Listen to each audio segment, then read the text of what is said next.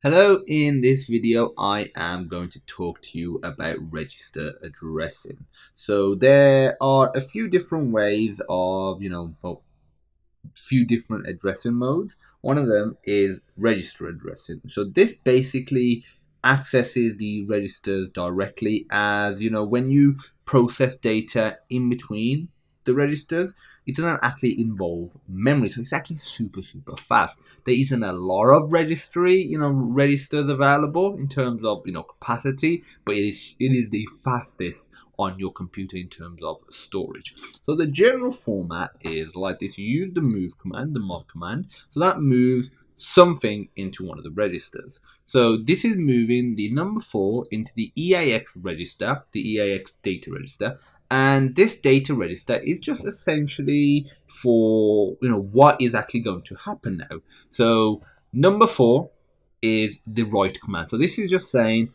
get ready for some sort of write. Then the EBX is again some sort of status, and we are transferring 1 into the EBX register, and 1 just means there's going to be some sort of standard output, which we'll be doing very soon.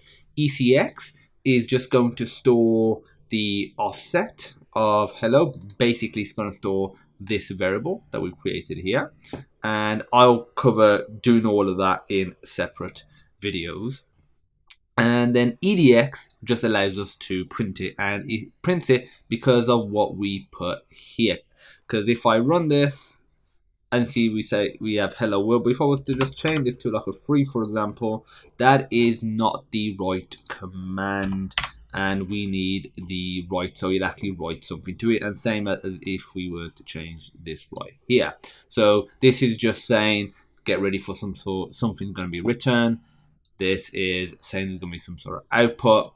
Now this one is the actual value that we want to output, and this is the actual length of it, which we can put a direct value. So if I just put 3, for example, and I run it, as you can see, we just get the first 3 letters. By using this command here, we can make it dynamic, so no matter what we do here, it will always have the correct length. So let me do that. And then afterwards, after every single thing, you should always call the kernel, depending on what compiler, what CPU architecture you're using. It might be slightly different. It could be 0x80, it could be 80H, but if you have like a sample code which should come with one of your files, you'll see exactly what it is. Then if you look down here, the next part is moving the flag 1 into the EAX data register, which is just the system exit command. So it's going to exit it, and 0 into EBX, which is just saying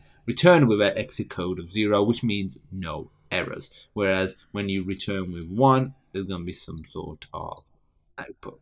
So that's it for register addressing. Obviously, we haven't really done any code in this video, but don't worry, we're going to be doing all of that. And what I want to do for the these few videos and what I've done for the past few videos is just cover the theory behind it, what all of these little things mean. But if you have any questions, feel free to pop me a message. And as usual, I look forward to seeing you in the next video.